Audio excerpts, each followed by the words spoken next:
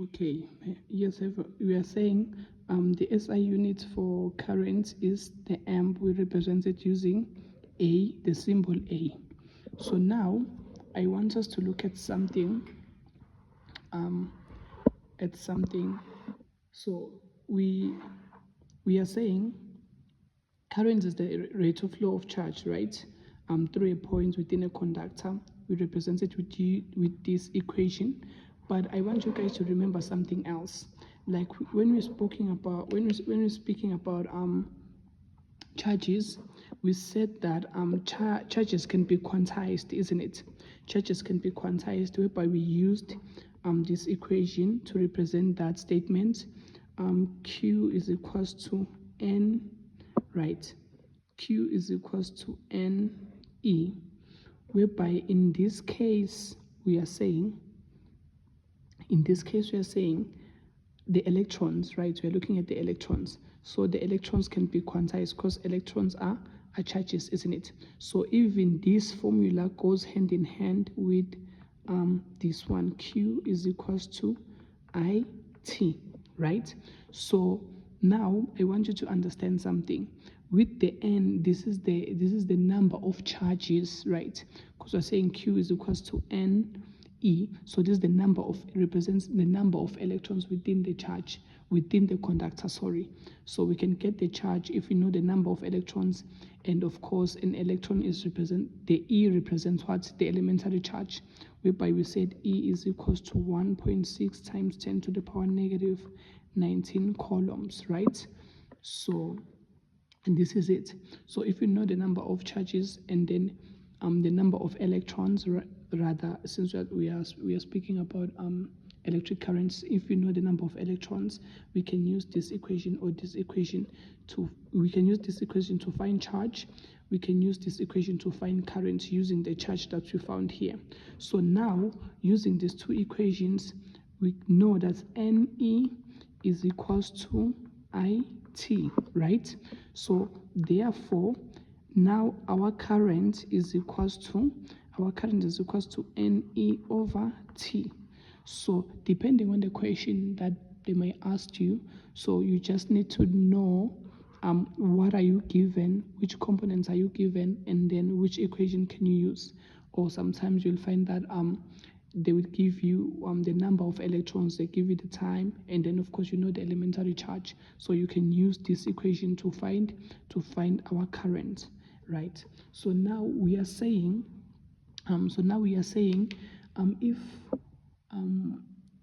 if you have a steady, if the PD that is applied within the ends of the conductor is steady, we are saying even the rate of flow of the charges within the conductor is going to be steady. So that is very important.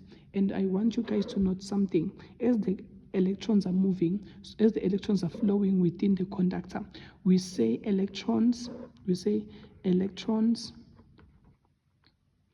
flow from high potential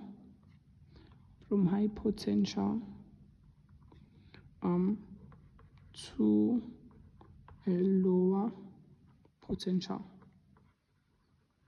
This is very important. Electrons flow from a high potential to a lower potential, right? So that's why we need the PD, like the potential difference, in order for electrons to flow. We need to apply potential difference between the ends of the conductor in order for electrons to flow from the higher potential to a lower potential, which means current flows from a lower potential to a higher potential, isn't it? Because current it flows in the opposite direction as electrons. So now we've touched the fact that charge is quantized. So now let's look at we are saying as the electrons are flowing within the conductor, they are flowing with an average speed. We call that average speed the drift velocity, right? So now we are going to look at the drift velocity. The drift velocity of what? The drift velocity of electrons. This is very important. So yes, this is very important. You're looking at the drift velocity of electrons. So now we are saying in the presence of a uniform electric field, the electrons they will be exposed to a force, right? So now remember we said as the electrons are moving, when you apply the PD between the ends of the conductor, an electric field is set up, right? And then there's going to be an electric force between the electrons, isn't it? And then we come back to this equation. Remember we said the electric force between the charges is equals to, between the electrons is equals to what? Is equals to the charge of the electrons, which is E, right, is the elementary charge times what? The electric field, isn't it? And the force is a vector quantity. Why do we have this minus? We are saying electrons, the displacement of electrons is opposite to the electric field. That's why we have what? We have the minus, because the electrons will travel in the opposite direction as the electric field. So that's why we are having this minus sign. So now we are saying, we spoke about this when we're looking at charges. So now we are saying these electrons will be moving, isn't it? Will be moving, which means the electrons at first they were moving in random direction. So now when you apply the PD, they'll be moving in the same direction, which means there's going to be acceleration, isn't it? Which means now this force, remember when we're applying Newton's law of motion, we said the force is equals to ma. We know that electrons have mass, right? And then now these electrons will be accelerating, which means now we have two equations, this one and this one, isn't it? So now this one represents the electric field that is subjected to the electrons, and then this one is for the acceleration of the electrons. Let me just say AE. So now we know that based on these two equations, now we can find the acceleration of what? The acceleration of the electrons, isn't it?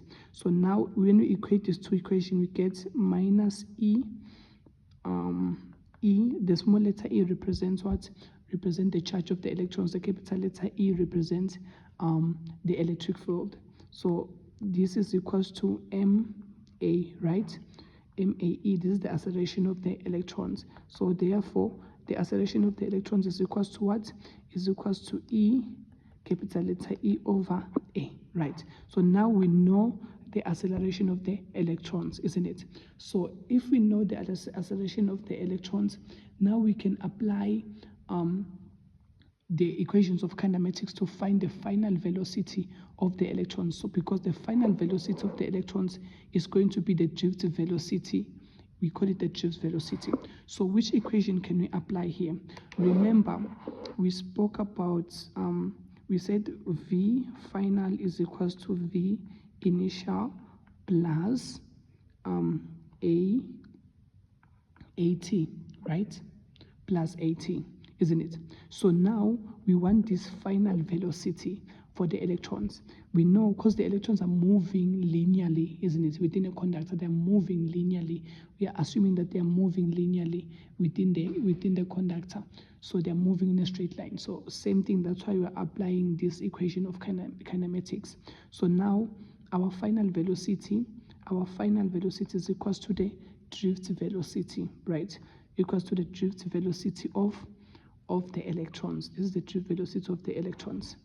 Vt, the drift velocity of the electrons. So now there's something that I want you guys to understand when it comes to this equation.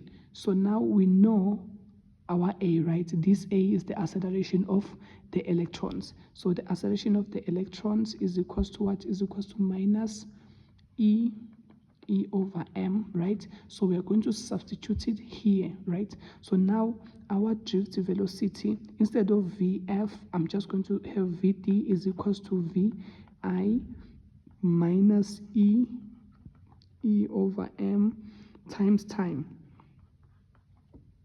time, isn't it? So now with this equation, we know the drift velocity of the electrons within the conductor. But there's something that you guys have to understand. With this drift velocity, we are saying the average value of, because remember these electrons are colliding, isn't it? Are colliding as they are moving through the conductor. So we are saying, excuse me, pardon me. We are saying our initial VI, our initial velocity is going to be 0. Why is our initial velocity 0? Because remember, at first, before we applied the PD between the ends, these electrons were moving in all directions, isn't it?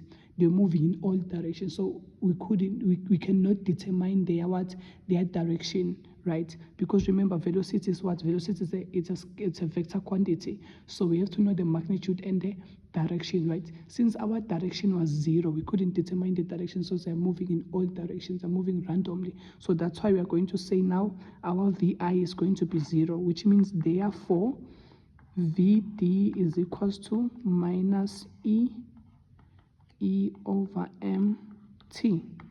So this is the velocity, this is the drift velocity of the electrons within the conductor. So these electrons are moving with this velocity, right? So you need to know all of these components in order for you to determine the drift velocity within the conductor. So now let's formulate an equation. Let's formulate an equation of current that incorporates the drift velocity and other components that are very essential when you're looking at the flow of current.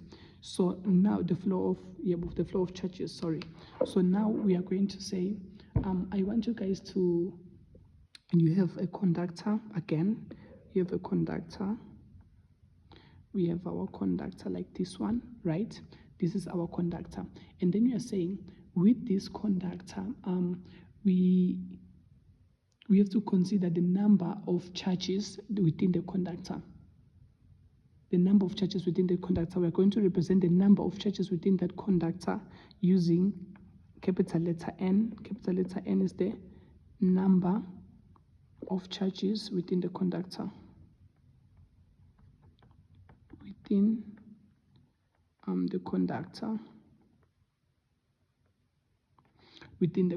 right? This is the number of charges within the conductor. And then now we know our VD is what? Our VD is the drift velocity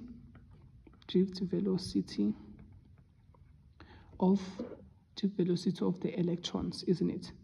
Drift velocity of our charges, which are the electrons, right? And here we are talking about our electrons, the drift velocity of our electrons. And of course, with this conductor, we just take a section of the conductor. With this conductor have a cross-sectional area which is A, right? It has a cross-sectional area which is A, where the electrons are going to move. And then of course, now I want us to consider this quantity. We call it the number of charges per unit volume. N is the number of charges per unit volume, right? So now the number of charges per unit volume. So remember we said we represent charge as the number of charges times the number of charges, right, times the elementary charge. So with the case of an electron, we said it's Ne, right?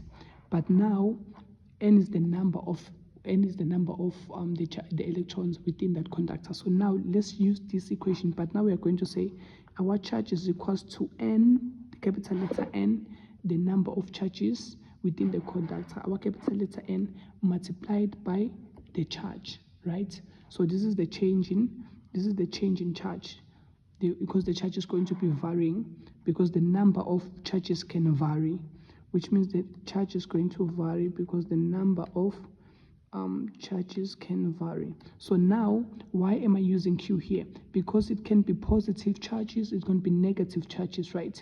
So the small letter Q represent the type of charge. It can be electrons or it can be electrons or positive charges, so it can vary. That's why I'm using the Q. So this equation is very important. So where the change in the entire charge within the conductor is equal to the number of charges times the charge of those charges within the conductor, right? This is the overall charge.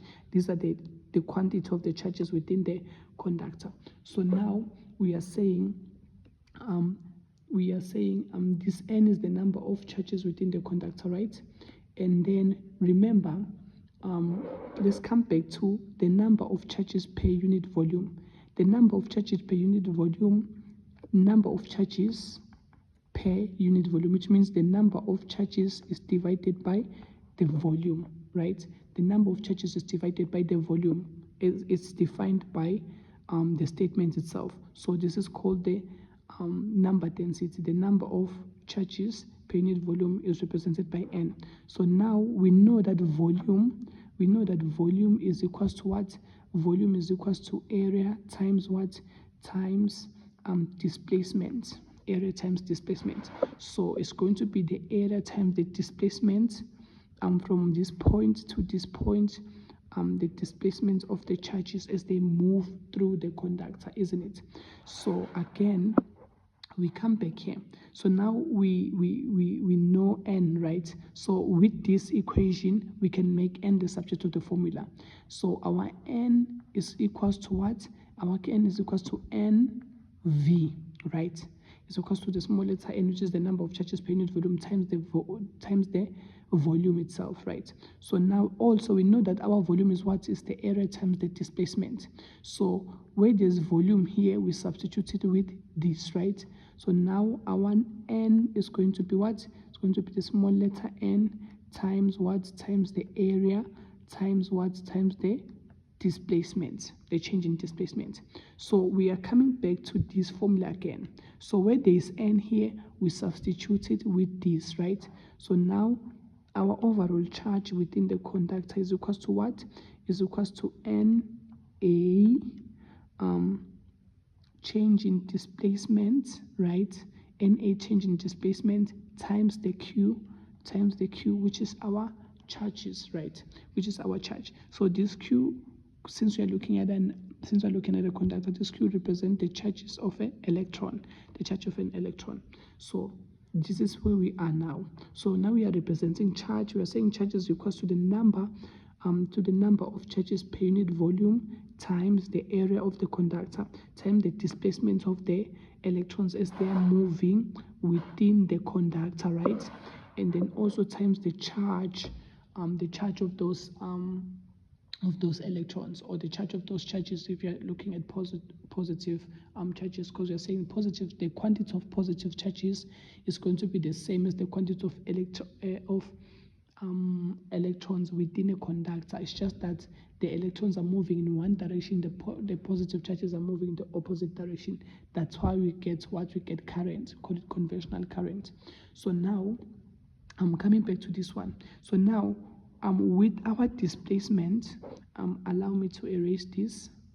We have, I'll rewrite it. We had Q is equals to what? We had Q is equals to NA change in X, which is the displacement, times Q, right? So now when we know that displacement is equals to what? Is equals to velocity times time, isn't it? Displacement is velocity times time, right? But our velocity, the velocity of our electrons is going to be what? The drift velocity. So this is our displacement is equals to the drift velocity times the time, right? So where there's displacement, we substitute this. Where there's displacement here, we substitute this, right? So therefore, our charge is equals to what? Is equals to N, the number of charges per unit volume times the area of the conductor. And then now, instead of displacement, we're going to have what? We're going to have the drift velocity dv times time, right? Times what? Times charge, isn't it? So now we have time, charge, drift velocity, the cross-sectional area, and the number of charges per unit volume is equals to charge. And then now we come back to the initial equation that we formulated earlier.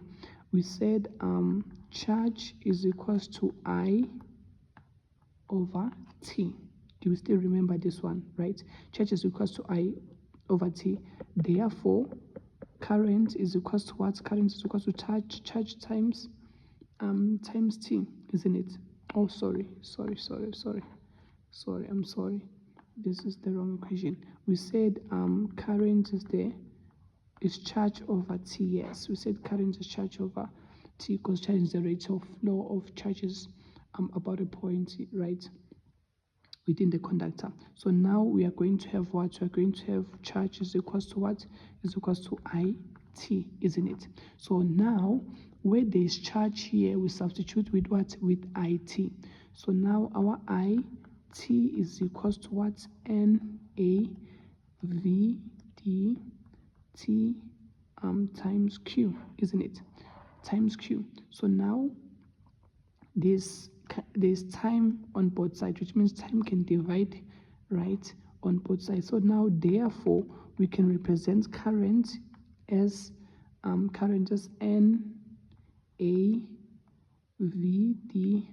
times charge. So this is the fundamental formula that we can use to calculate current. So we know, if we know the drift velocity, if we know the elementary charge, of course we can be given the quantity of the charge. The charges within the conductor. That's why I'm using Q here. If we know the quantity of the charges within the conductor, we know the area, and then we know the number of charges per unit volume, you can find what? You can find your current, right? So this is another equation that you guys have to know and that you guys have to familiarize yourself with, because it's very